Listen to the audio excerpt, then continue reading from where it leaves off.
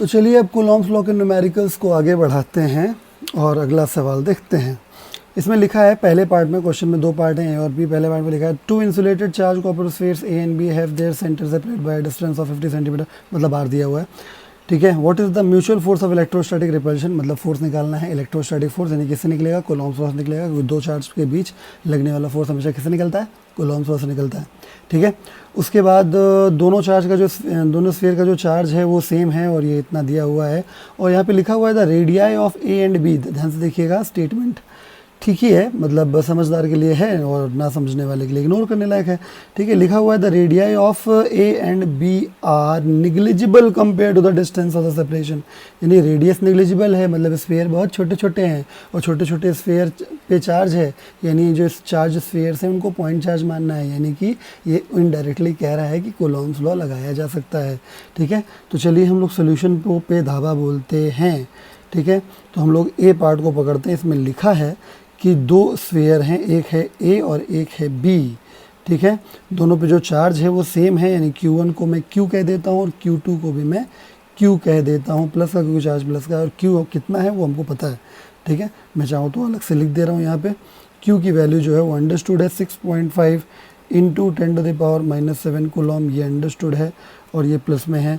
इन दोनों के बीच का जो सेपरेशन है जिसको हम लोग R बोलते हैं वो 50 सेंटीमीटर गिवन है। 50 सेंटीमीटर का मतलब भी आप समझते हैं 0.5 मीटर हो गया।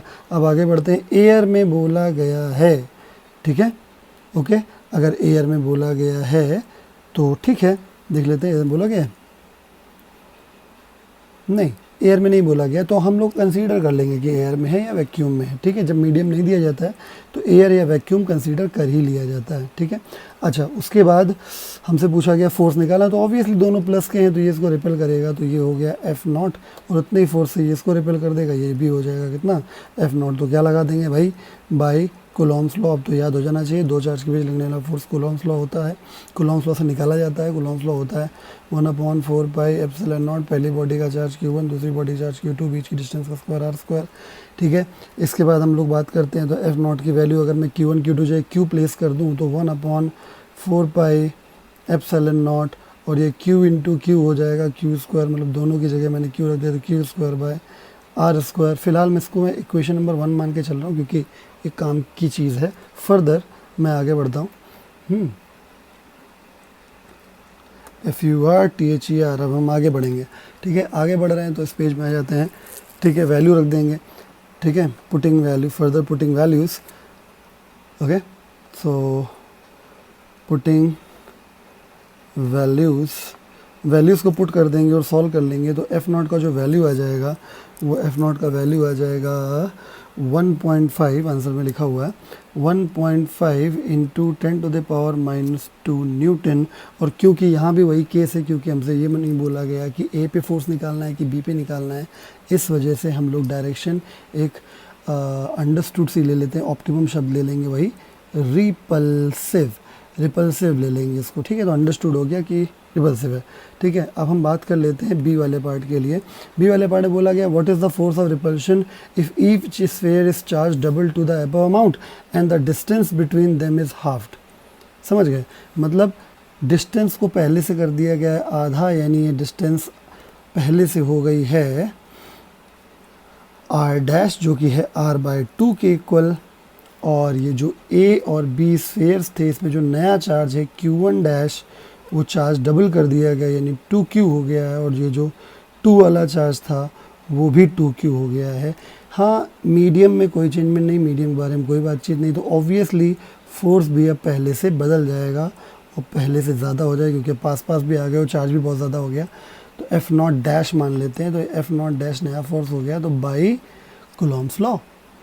तो कूलॉम्स लॉ लगा देंगे, तो कूलॉम्स लॉ लगाने से होगा क्या कि F0' बराबर क्या लिखना पड़ेगा, 1/4πε0, पहली बॉडी चार्ज Q1', दूसरी बॉडी चार्ज Q2', बीच का डिस्टेंस R' का होल स्क्वायर। वैल्यू प्लेस करते हैं तो F0' is equal to 1/4πε0, value place करते हैं तो ये हो जाएगा 2Q का होल स्क्वायर और ये हो जाएगा R/2 का होल स्क्वायर। तो इस तरीके से F0' equal to 16 times of 1/4πε0 Q square by R square आएगा। और देखिए फर्स्ट इक्वेशन मैंने इसीलिए से यहाँ पे मान लिया था। ओके, तो from first equation F not dash is equal to 16 times of F not, और एफ नॉट की वैल्यू हम पहले ही निकाल चुके हैं फर्स्ट पार्ट में, तो इसलिए F not dash is equal to 16 times of 1.5 into 10 to the power minus 2। So F not dash हमारा आ जाएगा 0.24 न्यूटन। और अभी भी रिपल्शन हो रहा है, तो रिपल्सिव मतलब समझ गए होंगे। जब तक हमसे ये नहीं कहा जाएगा कि आपको सिर्फ मैग्नीट्यूड बताना है, तब तक हम सिर्फ मैग्नीट्यूड पे नहीं छोड़ सकते, हमें डायरेक्शन अल्टीमेटली लिखनी ही पड़ेगी।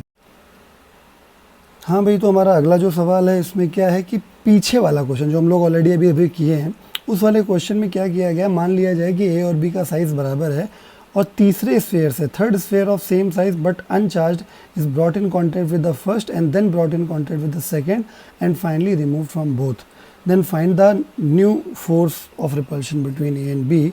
तो पहली बात तो ये बात समझ लीजिए कि आइडेंटिकल स्फीयर्स जब भी होते हैं तो अगर उनको टच कराया जाता है तो टोटल चार्ज का आधा आधा शेयरिंग होता है। ये बात ध्यान रखिएगा, point be noted, identical spheres के लिए बोल रहा हूँ।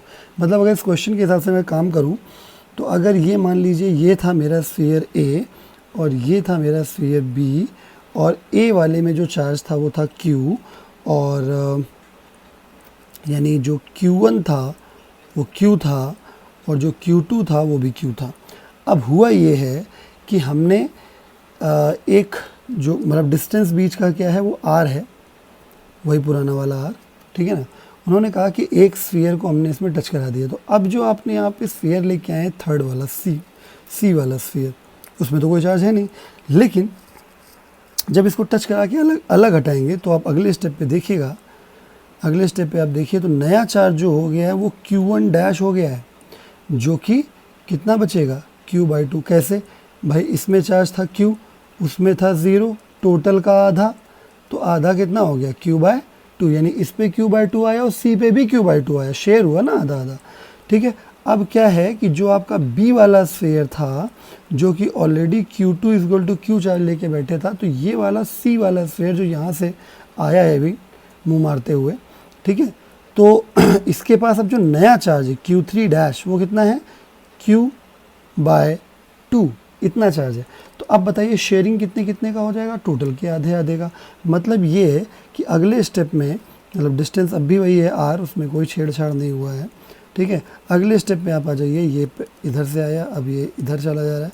अगले स्टेप में आप आ जाइए तो आपका जो ए वाला स्फीयर है ये वाला, ठीक है, उसमें चार्ज Q1 डैश जो है वो Q/2 है, और ये जो आपका दूसरा वाला स्फीयर है बी वाला, इसमें चार्ज कितना आ जाएगा 3Q/4, यानी Q2 डैश की वैल्यू हो गई 3Q/4। कैसे होगा ये देखिए, ये वाला चार्ज Q, ये वाला चार्ज कितना Q/2, टोटल हो गया, टोटल का आधा कर दीजिए तो कितना आ जाएगा 3Q/4। तो 3Q/4 वाला चार्ज इस पर हो गया, और C वाला चार्ज अल्टीमेटली इतना चार्ज हटा के अलग कर दिया गया, मतलब मैं शो कर दे रहा हूँ साइड में।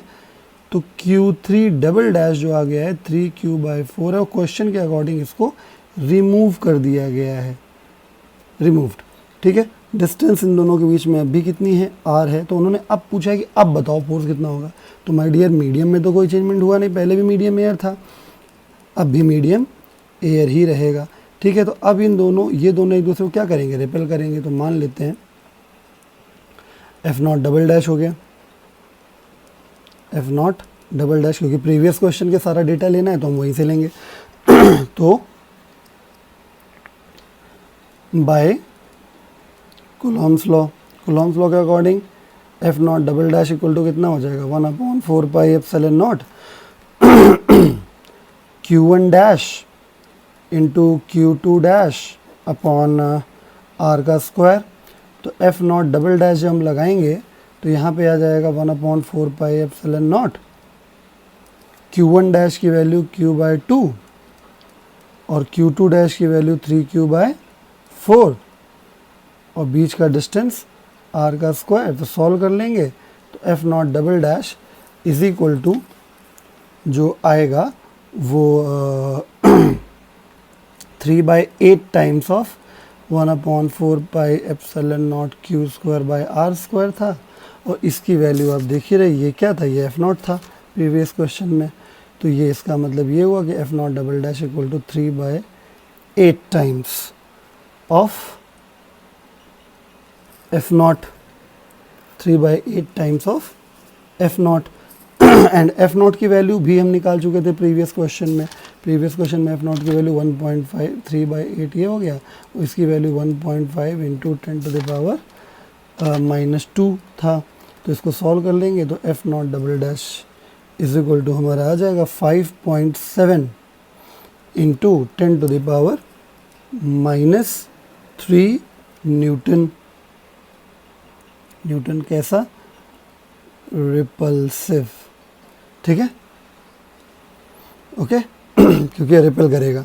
एक बात ध्यान रखिएगा, कभी भी टच कराएंगे तो ऑब्वियसली, है ना, जब इक्वल इक्वल शेयर होगा तो दोनों का साइन भी सेम आ जाएगा। इस वजह से जब भी टचिंग का केस होता है तो हमेशा सिमिलर साइन ऑफ चार्ज हो जाने की वजह से हमेशा रिपल्शन ही केस बनता है।